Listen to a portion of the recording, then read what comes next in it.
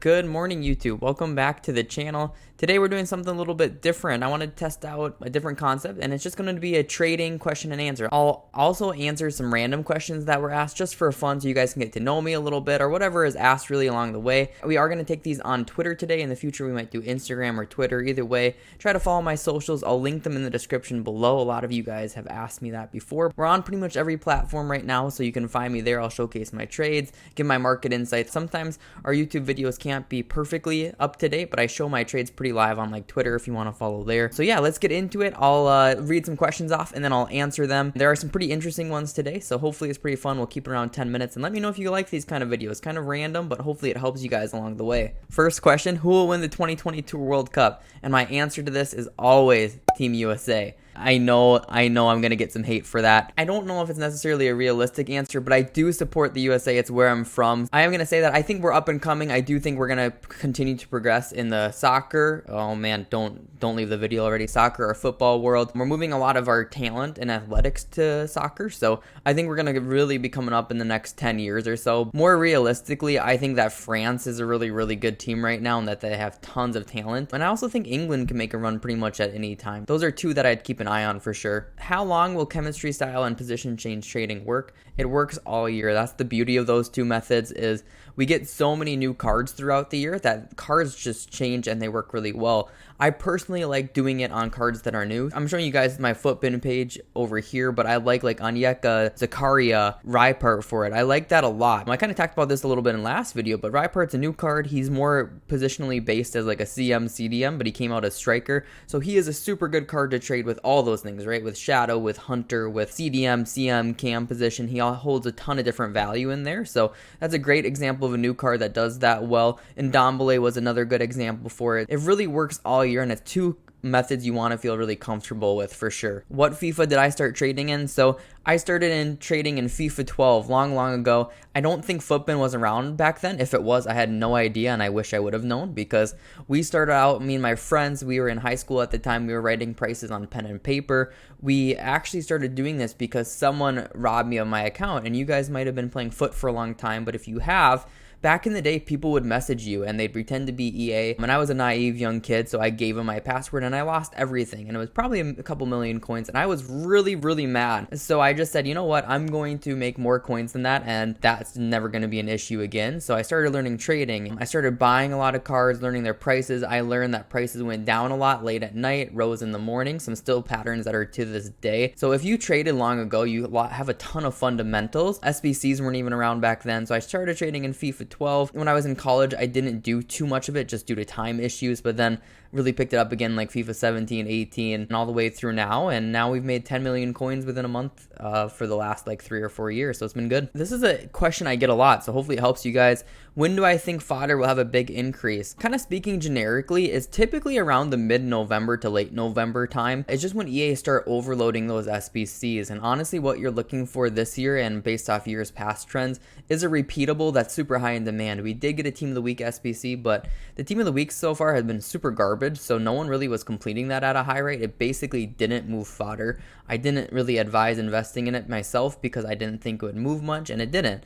But I do think that if we get, like, for an example, a guaranteed Rule Breakers SBC or a guaranteed Party Bag or something like that, that's when you're going to start to see those lower rated ones like 83 to 85 shifting up. 88s to 89s, 87 through 89 I should say, have already been bouncing around a little bit. So there has been some movement there based off content. Nkunku and Conte's SBC did move them up a little bit. But for the lower rated dudes like 82 to 85, I would wait for those Party Bags probably in the next 2 to 3 weeks, I'd say. So I won't read this question specifically because it highlights one specific person, and that's not fair, but it's a really good question, I think, and it's something we should talk about today. And it's basically, are TikTok traders reliable? This is an interesting topic because we have seen some crazy market movement simply based on TikTok videos, and I'm not sure if this card is going to be up to date enough to show this, but this is one of the main cards that's been influenced specifically by TikTok. People know that last year we got the MLS milestone objectives, right? And they were pretty cool, right? I remember like a long coming out, a couple other good cards, and the milestones are really cool, but they're tough to link. Someone on TikTok recently pointed out that they might come soon, and what happened was this Dempsey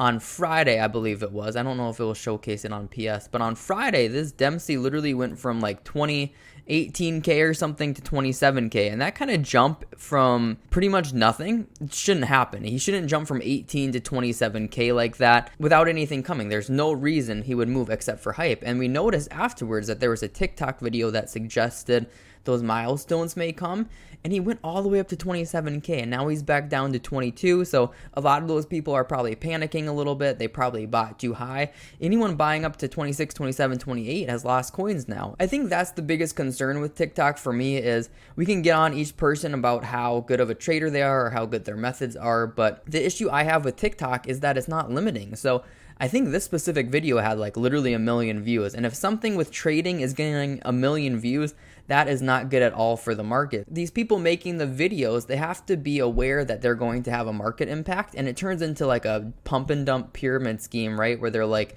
okay, everyone go buy Dempsey, and the first people to see their videos will make coins, but the last people will lose coins. So that's something I really dislike. I hope people that are making those videos are aware of that. From what I have seen, there aren't a ton of traders with like super high transfer profit or coin totals on TikTok. Most people are looking for super duper basic tips there, like fodder investing, sniping filters that don't even work, whatever it may be. But for me personally, I don't find super good traders on TikTok or great advice on there. If you are looking for that, the Twitter world does have a little bit more kind of like top end traders, a lot in the top 100 giving advice, their market thoughts, etc. So I would recommend staying there instead. This is a really interesting question, and it takes some more in-depth market knowledge to know it. We've seen some crazy amount of supply on certain cards this year on special cards like Team of the Weeks and Road to the Knockouts. Do you believe that's a higher pack weight only, pretty much in preview packs, or are EA specifically adding cards to the market? And for me, that answer is simple, and I actually think it's just because of the pack weight and the supply. I think it's mad this year. It's what's really killing the market is when all these special cards and Team of the Weeks are like 20K or under. It's hard for golds or anything in packs to hold value at that point because they're guaranteeing certain ratings. Pack weights are higher. Like for promo cards, you're often getting like a 5 to 7% chance of packing something instead of like 1 to 3, which we've had in previous years. So the supply on them is absolutely mad, and I think right now that is either the best or worst thing about Foot, and it really depends on how you view that, right? So people that don't usually have a lot of coins or have a really hard time getting like 1 million or 2 million are probably like, yeah, you know what? I can be pretty competitive with a 1 million coin team this year because so many cards are under 100K, right?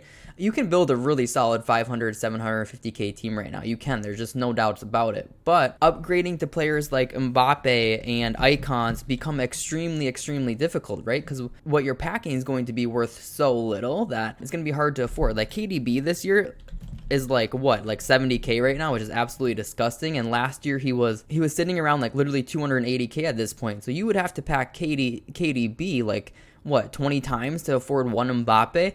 You're not packing KDB 20 times. No one even has that good of pack luck, and you still can't afford Mbappe. The pay to win gap is getting quite large because the pro players and players who are really top end of that elite division can afford these cards because they're spending a ton of money. But if you're not spending a ton of money or trading really well, you can't afford those cards. So it's something you either love or hate about Foot right now. And personally, I'm in the opinion that I dislike it. I don't like that EA has pretty much murdered most cards on the market where there's very few cards holding above like 100K value. I think last I checked there was 10 gold cards above 100K. 10. That's it. So I personally dislike it. I feel like there's not a mid-tier gap. I know a lot of promos would probably fill that gap, and that's probably EA's intent to sell some packs that way. I'm personally not a fan because I like to periodically and slowly upgrade my team. So when something is easily upgradable or super duper far away upgradable, I dislike it, and it's not something that makes me want to play a lot. This is a really good question. I think we'll end here today to keep the video at a reasonable length. If you guys like the video, let me know because we can do these at least once a week. I enjoy them. I think it's interesting, but I want it to be something that's helpful for you guys. Best general buy and sell time. I would say the best sell time is generally going to be somewhere between Sunday and Tuesday, and that's because of weekend league rewards ending. The market does tend to get highest around this time. Obviously, some content can affect it, but that's going to be when the market is high. And a good buy time is generally going to be like Thursday or Friday, especially on cards that are in packs. Like, for example, Rule Breakers Team 2.